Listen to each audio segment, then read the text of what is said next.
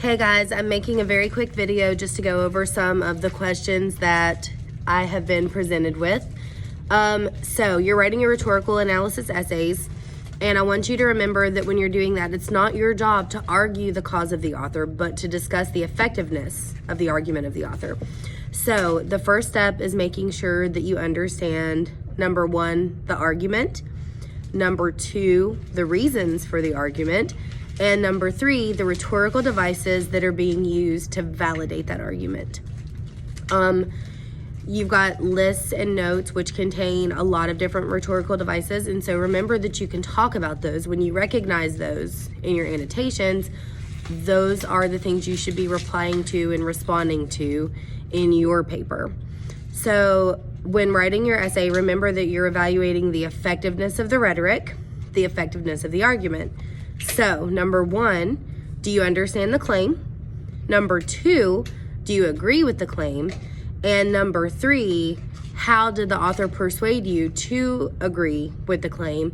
Or what did the author lack that caused you to disagree with his claim? So those are the things that you should be keeping in mind as you're talking with us, your audience, about your topic and about your sources. There's the bell. Remember that your audience is composed of your classmates and of me. So you've got to educate us on what you learned and about why you were persuaded or why you were not persuaded. All right, so next thing on my notes. Do use your notes. Talk about the devices and the result. That's the analysis part. The result of those devices that are in the paper. All of the things that I've just discussed are the things that should sort of be part of your introductory paragraph, okay? So the background, the context for the argument, exactly what the claim was, and then whether or not that was effective to you, whether or not you believed it. Your second source. I've had some questions about incorporating your second source. So your second source should be incorporated to give further support to the first source. For instance, a paper may read, I'm going to give you a very generic example. You would replace the author with your author's names and credentials, okay? So, the author makes a compelling argument to students of all ages that bullying prevention starts at home. My second author validates the effectiveness of home prevention by acknowledging that 75% of parents deny their children are capable of bullying other children. A startling 90% of those children are accused of bullying more than twice in their educational careers.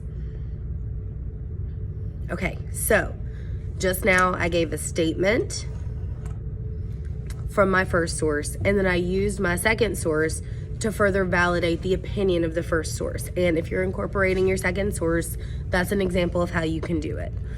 All right, so I'm going to remind you also to be sure that you have a works cited page, that it is titled appropriately. I want to remind you to focus on MLA format. If you have questions about MLA format, go to Purdue OWL or pull your resources. You have notes, you have a page for building citations. And I want to remind you that as you're working through revising to improve voice, you should send me a picture of each of these pages completed. It should be marked up. Your rough draft should be marked up. And really and truly, if you get all the way through this packet and you don't write a great paper, I'll be super surprised. So use the resources that you have. Remember that you still have me. I'm here for you. I can answer your questions. You can email me. You can message me on Remind. I'll try to do a few more of these quick, short videos in lieu of class discussions. I miss you guys. It's going to be okay. We've got this. Reach at me if you got questions, okay? Now what do I do, Scarlett? Hey guys, hit the subscribe button if you don't, but you might actually have to make you hit the bell or a thumbs up. Give this a huge thumbs up if you liked it, or a thumbs down if you didn't.